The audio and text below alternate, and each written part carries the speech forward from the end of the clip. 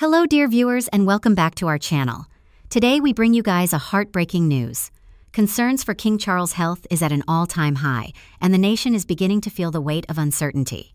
Behind palace walls, whispers grow louder, and in public, his rare appearances speak volumes through their brevity and fragility. At 76, the health-embattled British monarch pushed through a packed 48-hour schedule, which included delivering a 26-minute speech at the opening of the Canadian Parliament. But local royal fans noticed a stark decline in the king since his last visit to the Commonwealth country 3 years ago, with an onlooker telling, "He looked like he's aged a decade since last time. He was still our lovely smiling Charles, but this time he was very pale and seemed weary." As he was discharged days later and returned to Clarence House, the nation exhaled, but the scare had left a scar. Quiet murmurs within government and royal circles began to explore succession protocols, regency options, and the long-term implications of a potentially incapacitated monarch. As much as some people want the world to think the British monarchy is in danger, I do not agree with sentiment. It is going to be just fine. The stress of these discussions was compounded by Harry's public remarks, a son seemingly throwing emotional daggers at a father already weakened by illness. Images of crowds gathering outside Buckingham Palace flooded the news. Strangers brought flowers, letters, and prayers. "We need our king to pull through," whispered one elderly woman through tears. As of July 2025, the king is known to be continuing with his cancer treatment, but reports, including direct statements from him, say he is feeling a lot better now. The source close to the king and queen can reveal that palace insiders are urging Camilla to persuade Charles to slow down. But unfortunately, so far, that request has gone unheeded. Palace sources indicate Camilla is advocating for Charles to rest, particularly with the highly anticipated state visit from Donald Trump looming in September. Aides are reportedly structuring the king's summer, with his traditional Balmoral retreat this month, to ensure he is in the best health possible for the visit, which is expected to involve long, busy days.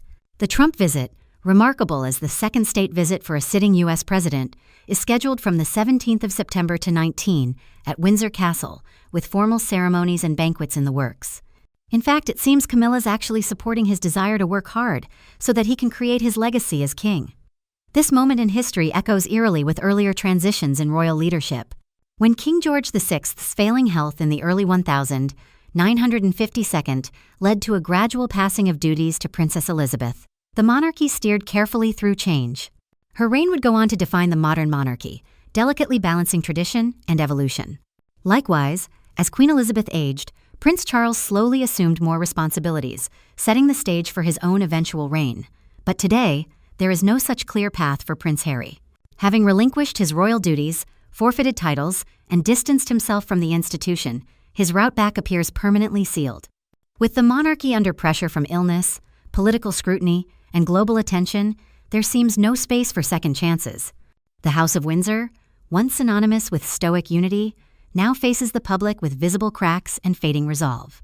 The palace, ever cautious, continues to lean on legal safeguards like the Regency Acts and the Council of State to maintain order. Yet, beneath the surface lies a profound sadness, a family unraveling under the weight of legacy, illness, and mistrust. For King Charles, the decision to turn away his son may haunt the twilight of his reign. For Prince Harry, the rejection signals a final, heartbreaking realization that some bridges, once burned, cannot be rebuilt. A new book recently has made a shocking claim about Princess Margaret and the Queen Mother that sent shockwaves among royalists. It claims Queen Elizabeth II's younger sister suffered from fetal alcohol syndrome caused by her drinking during pregnancy. By her tweens, Margaret excelled at mimicry and was witty and sharp, but she could also be extremely tiresome. While noting that Lilibet was motherly towards Margaret, the latter's behavior often made the future queen uneasy and filled with foreboding. As King Charles III continues to navigate an increasingly demanding international role, his composure and dedication send a clear message of strength and leadership. His ongoing health battle has not diminished his standing as the leader of the British monarchy, reaffirming his respect and influence on the global stage.